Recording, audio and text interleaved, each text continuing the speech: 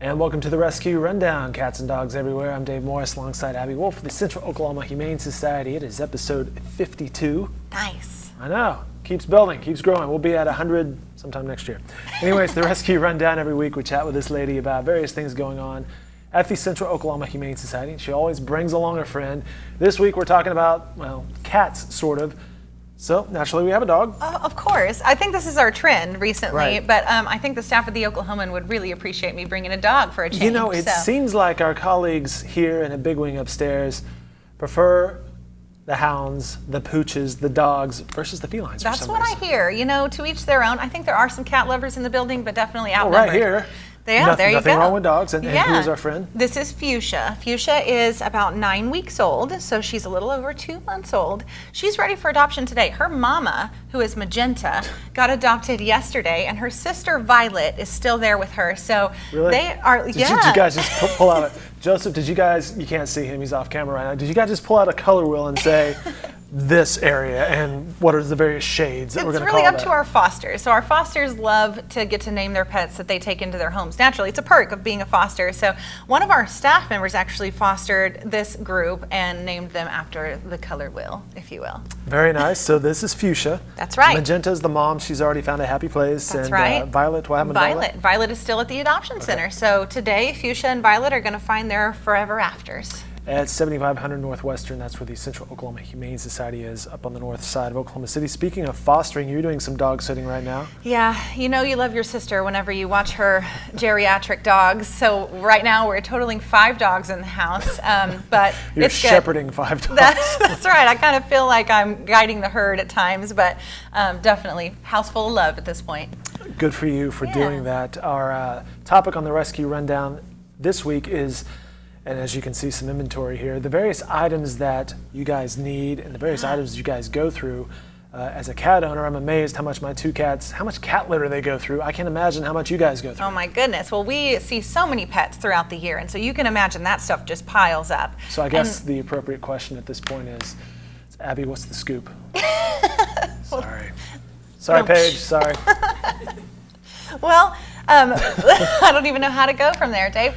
So what we go through in a year's time could astonish some people because we see so many dogs and cats. And as you can imagine with any kind of pet care, there's a lot of cleaning. In fact, most of our time is spent cleaning. Which is good because you want a Absolutely. good, safe environment. That's right. You know, Sterile environment. it's got to be a safe and happy, healthy environment for the pets that we serve because that's why we're here. So in a year's time, we have some grand totals for you that might shock you. Are you ready for this? Let's bring it on. So non-clumping litter is one thing that we're going to be talking about the most today, I think, and it is 14,000 pounds in 1 year's time. And there's the graphic right there. That's right. Now let me ask you about the litter. Does the Central Oklahoma Humane Society have a preference on litter? Multicat, non-clumping, and by the way, just for pet owners in general. Yeah. Is there a preference? Is there a better, worse, or frankly, is there even a difference? Well, in our world, non-clumping works best, and here's why. Because we get lots of kittens, and kittens are not exactly the cleanest little guys, and so they tend to get stuck in their non-clumping litter when they're learning how to use their litter box. And so we prefer non-clumping. It's safer for the little kittens, but also pine litter is really a great option for those who are actually trying to take care of kittens.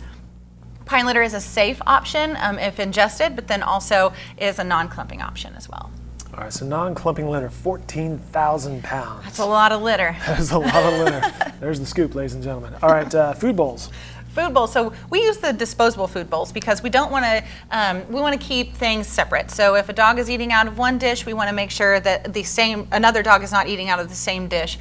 So we use disposable dishes for the most part. 8,000. 8,000 of those bad boys. Is there a preference between plastic and a metal type food bowl? As long as they're washed, you can reuse them. We don't have a dishwasher, so they're all hand washed. So that's the reason why we like to use disposable as much as possible. Got you. Another thing on the list, and Paige had that up just a second ago, the trash bags. Oh goodness. I can't even tell you how many trash bags we go through. And as you can imagine, we're cleaning up. 15,640. It is a lot of trash bags for the organization in a year's time, for sure. And right next to that is paper towels. Paper towels, like we brought here, another hot commodity in our world. We go through 2,700 of those things.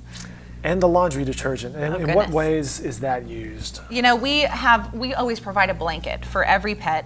When they're in our kennels or in our care, we want them to be comfortable. So the blankets, the bedding, the outfits, the collars, all of that is washed after every single use in our organization. So 400 bottles of laundry detergent is a lot of laundry to do. Wow, no kidding. Yeah. I like how Fuchsia, when she had her tide shot, big yawn. Aw, she's showing off. All right, very good. That's just some of the facts of some of the stuff, if you will, that the Central Oklahoma Humane Society goes through, some of the inventory they go through throughout the year, and people can help you guys out by donating. Yeah, that's right. So obviously we can purchase this stuff with the donations that we receive from the public, but the more we can get this stuff donated, the more lives we can save with the money that's been donated to us. So maximizing our efforts, if you will. And so we actually have a giant shelf in our adoption center specifically for these kinds of donations. You can drop them off at 7500 Northwestern. It's pretty easy just to grab an extra bag of litter if you're a cat lover, or grab an extra, thing of paper towels when you're at the grocery store. And if you want to pop those by our adoption center, then we would more than welcome them.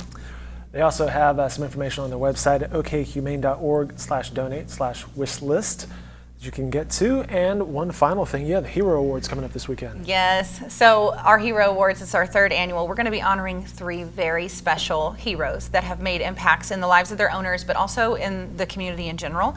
I can't wait to share them with you. They're top secret at this point, so maybe next Wednesday we'll get to talk to a special hero. At some point, that'll be fantastic. I remember you brought one of the winners from last year who was recognized, and he just had a tremendous story. Yes, absolutely, and this year is no exception. They are tearjerkers for sure, so I can't wait to share. Very, very good. Joseph, good to see you as well. Fuchsia, very nice to meet you. Best of luck to your endeavors. Look at those ears. I know. Abby, thanks as always. Thank you. More Rescue Rundown on newsok.com and their website, okhumane.org.